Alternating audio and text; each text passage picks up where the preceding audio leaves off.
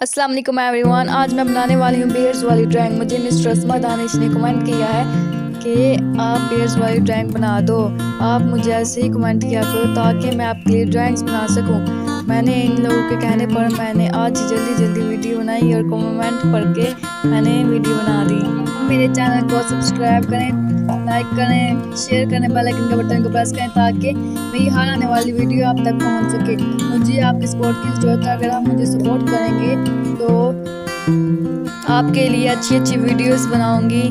मुझे आप सपोर्ट करें ताकि मेरा चैनल ग्रो कर सके। बहुत बहुत शुक्रिया। मिलेंगे इंशाल्लाह कल। अभी के लिए इजाज़त। अल्लाह हाफिज़।